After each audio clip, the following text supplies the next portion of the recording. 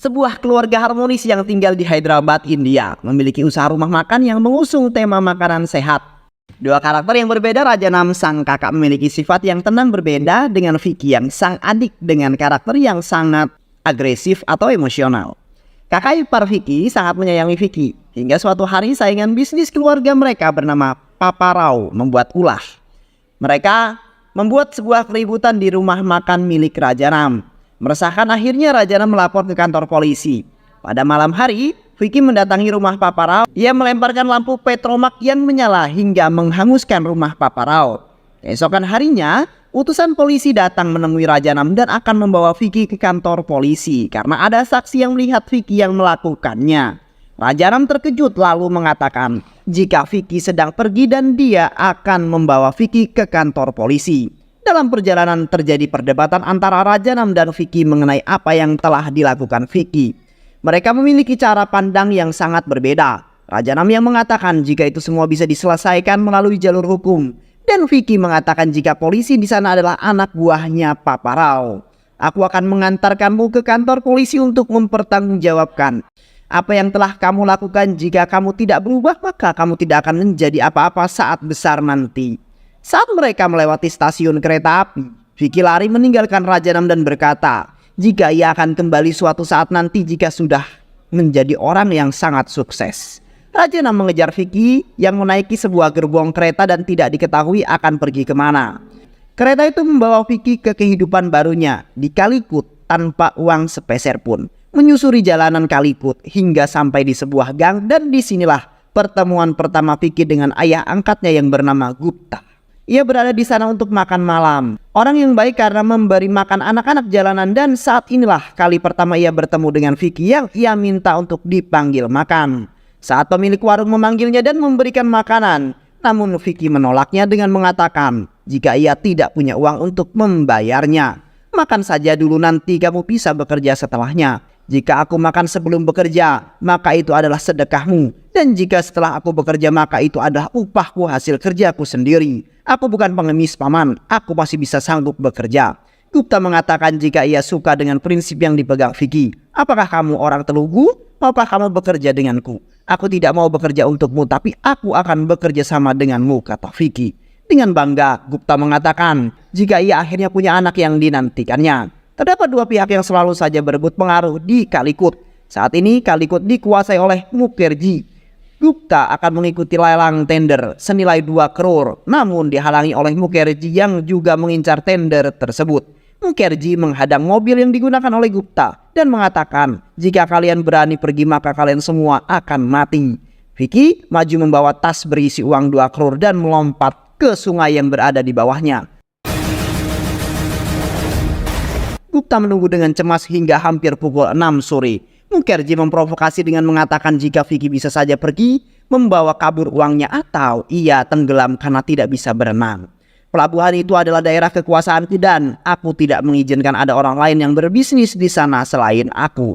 Dikejutkan dengan suara Vicky, senyum berkembang di wajah Gupta karena anak kesayangannya selamat dan berhasil sampai di tempat lelang. Akhirnya Gupta pulang dengan membawa kemenangan, dan ini adalah awal dari kehancuran Mukherjee. Beberapa tahun kemudian, beberapa tahun kemudian Gupta yang dibantu Vicky terus mengembangkan bisnis dan Vicky pun menjadi orang yang sukses di Calicut. Hingga suatu saat ia bertemu dengan Bayi Raffi, seorang gadis yang manis dan juga seorang YouTuber. Setelah berjuang mendapatkannya, akhirnya mereka berniat menikah. Vicky mendatangi rumah Bayi Raffi dan bertemu dengan keluarganya. Disinilah pandangan terbuka mengenai keluarga yang sudah lama ia tinggalkan. Ayah Bayi Raffi mengatakan jika tidak bisa menerima lamaran ini karena Vicky yatim piatu dan tidak memiliki keluarga. Karena keluarga sangat diperlukan untuk sebuah pernikahan. Bukan hanya uang yang dibutuhkan, namun pentingnya keluarga di sini adalah keluargamu dapat memberikan dukungan, kekuatan ketika kalian sedang menghadapi masalah.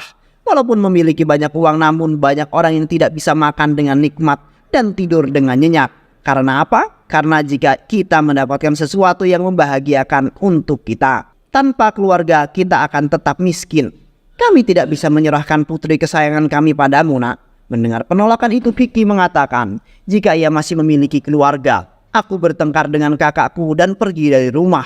Dan aku berjanji akan kembali jika sudah sukses. Setiap keluarga pasti punya masalah. Kami pun begitu, tapi lihatlah, setelah kami akan kembali bersama inilah keluarga. Pulanglah dan bicara dengan keluargamu.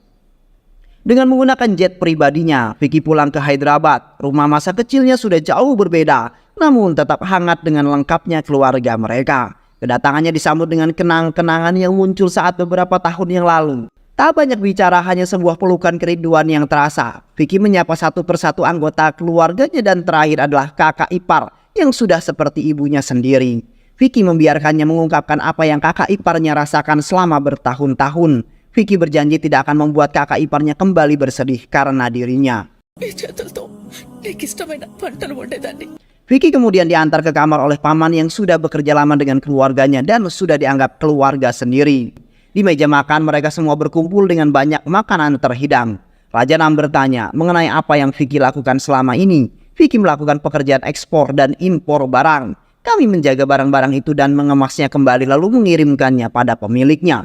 Makanan ini sangat enak kakak ipar. Bagaimana kalau kita buat acara masak-memasak di YouTube? Ide didukung oleh Raja Nam walaupun mendapat penolakan dari kakak iparnya. Semua sudah diputuskan besok. Vicky akan mendatangkan seorang YouTuber ke rumahnya. Telepon Vicky berdering, ia mendapatkan telepon dari anak buah yang melaporkan jika mereka baru saja diserang dan mereka menanyakan keberadaanmu. Jangan sampai ada yang tahu jika aku di Hyderabad. Aku akan kehilangan lagi keluargaku jika mereka tahu siapa aku. Aku sudah meminta Bay Raffi untuk datang ke sini dan minta Gupta mengatur semua selama aku pergi. Raja Nam menemui Vicky dan ia meminta maaf karena ucapannya membuat Vicky sakit hati dan pergi. Aku senang karena kamu sudah kembali dan jauh lebih baik. Lebih bisa menahan emosi. Aku terus memikirkan apa yang terjadi padamu di luar sana. Untuk mengalihkan pembicaraan, Vicky kemudian mengucapkan selamat karena kakaknya telah berhasil membangun hotel yang selama ini ia inginkan. Dan kakak pemegang lisensi makanan sehat internasional. Siapapun orang yang mau berbisnis makanan harus mendapatkan lisensi darimu. Keesokan harinya, dua anak buah Vicky datang dan menyamar sebagai sutradara dan kameramen. Sedangkan Bay Raffi datang dengan taksi yang lain. Setelah saling menyapa, mereka kemudian semua masuk ke rumahnya. Sampai di dalam rumah kembali, Vicky memperkenalkan mereka sebagai tim yang akan membuat liputan mengenai masakan kakak iparnya. Saat malam hari, Vicky mengajak Bay Raffi untuk bertemu di atas. Mereka berpelukan melepas rindu karena sudah lama tak bertemu. Hujan akan segera turun dan kakak ipar membangunkan yang lain untuk membantu mengangkat jemuran di lantai atas. Betapa terkejutnya mereka menyaksikan apa yang Vicky dan Bay Raffi lakukan. Setelah mendengar penjelasan dari Vicky, kakak ipar akan membantu mengatakan pada Raja Nam. Namun dia tidak menjamin bagaimana hasilnya. Siang harinya, Raja Nam mengatakan apapun alasanmu kembali kemari. Yang penting adalah kamu kembali kemari. Bahkan Raja Nam mengucapkan terima kasih kepada Bay Raffi karena Vicky mau kembali ke Hyderabad. Di rumah Raja Nam saat malam hari didatangi oleh sekelompok orang yang masih belum diketahui apa tujuannya. Namun mereka dapat dikalahkan oleh Vicky beserta teman-temannya. Mendengar keributan ini, seluruh keluarga bangun dan melihat beberapa kekacauan. Hanya tinggal Vicky dan teman-teman yang berada di luar. Ia mengatakan, jika ini adalah alasan kenapa aku tidak pernah pulang kemari. Walaupun aku seperti ini, kita tidak tahu siapa mereka. Selidiki dan laporkan padaku. Raja Nam mengatakan kepada seluruh anggota keluarga agar tidak mengatakan apa-apa pada Vicky mengenai masalah dengan Gika. Raja Nam berencana akan kembali ke desa dan menuntaskan sumpahnya untuk melakukan Raja Rudra.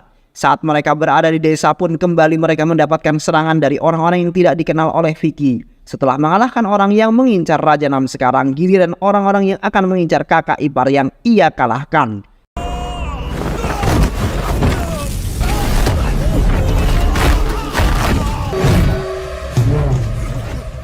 Setelah mengalahkan semua anak buah Gika, Vicky kemudian menemui Papa Rao dan mengatakan salah besar jika kalian semua mengira Raja Nam tidak memiliki siapa-siapa di belakangnya. Saat masih kecil aku membakar hotelmu, masihkah kamu ingat itu? Jika dulu aku bisa melakukannya, maka sekarang aku pun bisa melakukan itu dengan mudah.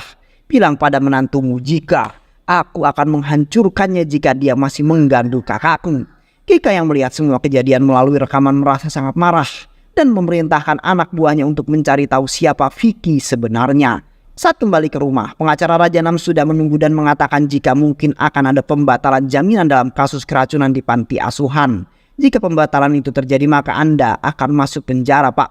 Kakak ipar berdoa untuk keselamatan suaminya dan ini didengar oleh Vicky. Ia meminta untuk diceritakan semua kejadian yang menimpa kakaknya. Jangan ada yang ditutup-tutupi. Flashback on. Saat itu Rajana mendapat penghargaan pertanian organik karena kerja kerasnya selama lebih dari 20 tahun untuk memperbaiki kualitas pangan masyarakat India. Hingga suatu saat, datanglah Papa Rao dan GK ke kantor dan mereka meminta lisensi makanan sehat. Padahal dari semua sampel yang diteliti, semuanya mengandung bahan kimia yang akan berbahaya jika dikonsumsi. Mereka menawarkan keuntungan untuk kakakmu namun ditolak dan mereka diusir dari kantor tersebut. Get out. Ketika kami sedang melakukan sedekah makanan di panti asuhan, entah apa yang terjadi, semua anak di panti itu mengalami keracunan makanan. Mereka semua dilarikan ke rumah sakit dan dari hasil penelitian sampel makanan, ditemukan bahan kimia berbahaya dalam makanan tersebut. Terjadi penggeledahan di hotel dan juga penyegelan. Kakakmu ditahan namun masih dapat ditangguhkan. నీ ఫ్యామిలీలో ప్రతి విషయం నాకు చెప్పినట్టు అన్నయ్యకి తెలియకూడదు వదినా. Kemudian Vicky mempunyai ide untuk mengundang keluarga Bairafat ke Telugu. Mereka sekarang sudah berada di Telugu dan disambut dengan ramah oleh keluarga Vicky. Di tempat GK mereka kedatangan tamu yang tak diundang yaitu Vicky. Dia mengatakan jika ia mengetahui jika GK mengirimkan seorang untuk mencari tahu mengenai dirinya di Calicut dan bisa sampai ke sini itu karena aku yang mengizinkan. Seharusnya kalian tidak perlu tahu siapa saya. Tanyakan pada mertuamu apa yang aku lakukan padanya saat masih kecil. Jangan mengganggu keluargaku. Jangan sampai senyum di wajah kakakku menghilang. Di rumah sakit, Rajana mengunjungi anak-anak yang keracunan. Mereka masih belum mengetahui jenis racun apa yang digunakan. Saat Rajana pergi meninggalkan rumah sakit, Vicky datang menemui pengacara dan menanyakan bagaimana perkembangan kasusnya. Lalu ia menunjukkan foto seorang ilmuwan yang meneliti di GK Foods. Namanya Mahesh. Mahesh pernah mengatakan jika apa yang dikatakan Rajanam tentang GK adalah benar. Mereka membeli bahan palsu dari luar negeri dan menggunakannya di India untuk memperoleh keuntungan yang besar, tapi tidak memikirkan dampaknya bagi kesehatan. Mahesh sedang menyiapkan laporan mengenai tindak kejahatan yang dilakukan GK. Jika sudah selesai, aku akan menemui Pak, kata Mahesh. Mahesh mematikan semua alat komunikasinya karena anak buah GK mencarinya. Aku tidak tahu di mana dia berada, kata pengacara. Vicky mencari orang yang memasukkan racun ke dalam makanan yang akan diberikan ke anak-anak panti. Ia bertanya pada orang-orang yang memasak makanan dan ia mendapati satu fakta. Jika saat makanan itu dimasak masih belum tercampur racun karena Rajanam sempat mencicipi masakan tersebut. Kembali bertanya, siapa yang bertugas membawa makanan? Disinilah Vicky menemukan kejanggalan hingga nama Amit disebut dan Vicky datang menemuinya di rumah. Amit tidak dapat mengelak ketika nama Bairaju disebut. Di Calicut, Mukherjee mendapatkan telepon dari GK. Dia mengatakan jika Vicky berada di Hyderabad, GK meminta mereka untuk datang dan bekerja sama menghancurkan Vicky melalui keluarganya. GK dan Mukherjee sudah bertemu ketika Bailu Raju menelpon dan memberitahukan jika Vicky sudah menemukan Amit dan sekarang Vicky sedang memburunya. GK mengatakan jika akan ada anak buahnya yang menjemput Bailu Raju di SAS Tower. GK kemudian menyuruh anak buahnya untuk menghubungi Vicky dan katakan di mana Bailu Raju berada. Umpan telah dilempar, kita tunggu saja hasilnya. Vicky segera melanjutkan kendaraannya menuju SASI Tower, tempat yang diberitahukan penelpon karena penelpon juga mengatakan jika GK akan membunuh Bailu Raju. Sesampainya di Tower, Vicky berhadapan dengan anak buah GK yang sedang mengejar Bailu Raju. Dan ini hanyalah settingan karena saat sadar, suasana di dalam gedung itu sepi hingga ada benda tumpul yang mengenai kepala Vicky. Ternyata pelaku pelemparan itu adalah Mukherjee. Akan tetapi, tak ingin meninggalkan jejak GK kemudian memerintahkan untuk membunuh Bailu Raju. Sesaat sebelumnya, ternyata Papa Rao menelpon Rajanam, memberitahu untuk datang ke gedung E-Tower. Dan ia melihat dengan mata kepalanya sendiri bagaimana Vicky menghabisi lawan-lawannya. Dan suara Rajanamlah yang menghentikan Vicky ketika akan membunuh Mukherjee.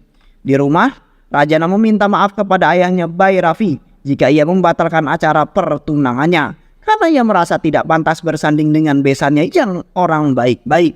Saat Vicky pulang ke rumah, kakak iparnya menanyainya mengenai apa yang dikatakan Rajanam dan Vicky membenarkan itu semua. Di rumah ini menekankan kejujuran itu adalah keluarga. Kami tidak membicarakan hak di rumah ini.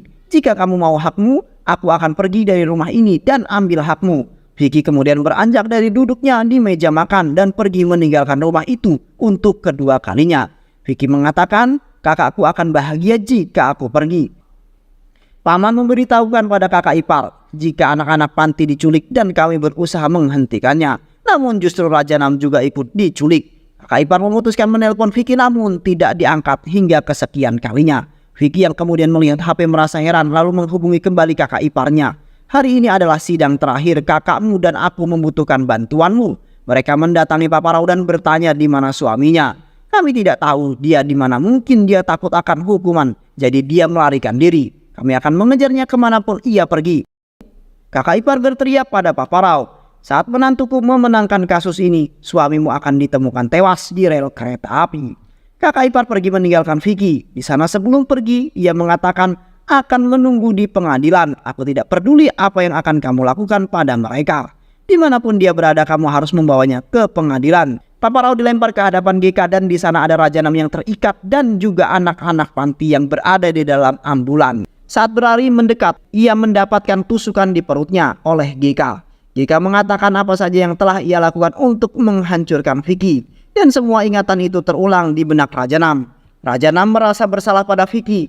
Dan dengan amarah yang ia rasakan akhirnya ia luapkan dengan menghajar anak buah GK. Saat akan kembali menusuk Vicky, ia diselamatkan oleh Raja Nam. Raja Nam dan Vicky saling membantu dalam mengalahkan GK dan anak buahnya. Akhirnya Vicky dapat menyelamatkan anak panti dan membawa mereka semua ke kantor pengadilan.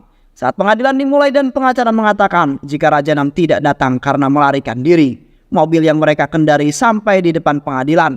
Vicky kemudian memberikan bukti rekaman video yang berisi pengakuan dari Bayi Nuraju dan juga kemudian menghadirkan Mahes yang merupakan seorang ilmuwan peneliti di GK yang mengetahui semua kecurangan GK. Vicky mengatakan sesuatu di depan pengadilan, apa yang kita makan itu mencerminkan diri kita. Tutup semua perusahaan yang melakukan kecurangan dalam hal kesehatan. Berikan warga negara ini makanan yang sehat dan biarkan mereka yang mengurus masalah pendidikan dan kesehatan. Jika kita sehat, maka mereka akan mengusahakan yang terbaik untuk negeri ini. Pengadilan memutuskan GK bersalah dan membebaskan Raja Nam. GK Foods ditutup dan Hotel Sukibava dibuka. Cerita ini kemudian berakhir bahagia di mana keadilan ditegakkan bukan hanya untuk keluarga Raja Nam, tapi juga untuk para korban dari GK dan Papa Rao. Vicky pun kemudian berbahagia dengan Bayi Raffi yang hubungan mereka mendapatkan restu dari kedua keluarga. Bagaimana konsep keluarga harus selalu saling membantu dalam keadaan senang ataupun susah. Dan cerita pun selesai. Kejujuran adalah kunci dari setiap kebaikan, sebagaimana dusta adalah kunci dari setiap keburukan. Terkadang kejujuran bisa menyakiti, tetapi percayalah, masalah apapun akan cepat terselesaikan jika kamu berlaku jujur, dan orang yang suka berkata jujur mendapatkan 3 hal: kepercayaan, cinta, dan rasa hormat. Bahkan hati akan selalu damai jika diisi dengan sebuah kejujuran. Terima kasih sudah menyimak video-video LK21 Revive. Semoga sahabat semua terhibur dan sampai bertemu lagi di video-video berikutnya. Sehat selalu. Assalamualaikum warahmatullahi wabarakatuh.